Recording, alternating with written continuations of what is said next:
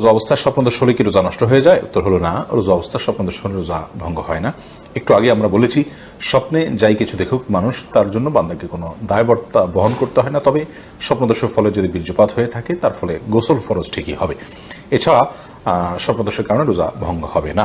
এরপরে প্রশ্ন হলো, রোজা অবস্থা রক্তদান করলে কি রোজা ভেঙে যাবে? শরীর থেকে কোনো কিছু বের হলে নাকি রোজা ভেঙে যায়? রোজা অবস্থা রক্তদান করলে রোজা ভাঙবে না, আর শরীর থেকে কোনো কিছু বের হলেও রোজা ভাঙবে না।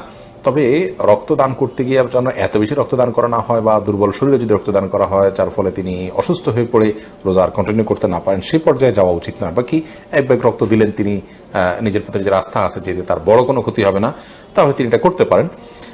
অর্থাৎ এর ফলে তিনি রোজা ভেঙে ফেলতে হবে এরকম দুর্বল হবেন না তিনি জানেন, তাহলে সেক্ষেত্রে রোজা দেওয়াটা এটা রোজা ভঙ্গের কোনো কারণ নয়।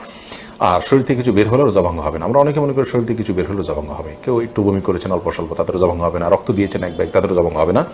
তবে ইচ্ছাকৃত বমি করলে সেটি রোজা ভঙ্গের কারণ হবে। মূলত শরীরে কোনো কিছু প্রবেশ করলে, শরীরেও না, পাকস্থলীতে, পেটে খাদ্যের কাজ দেয়, এরকম কোনো কিছু হলে সেটি রোজা ভঙ্গের কারণ হবে।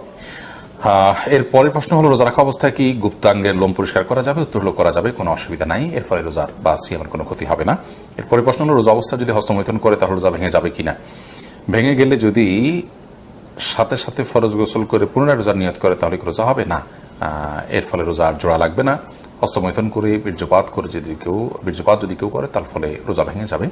এই রোজা তাকে পরবর্তীতে রেখে দিতে হবে, এবং এই রোজার ভাঙার ফলে তাকে কাফারাও আদায় করতে হবে। অর্থাৎ একটি রোজার কারণে তার একটা রোজা তো কাজা করতেই হবে, সাথে আরো 60টা রোজার টানা ধারাবাহিকভাবে বিরতিহীনভাবে রেখে দিতে হবে।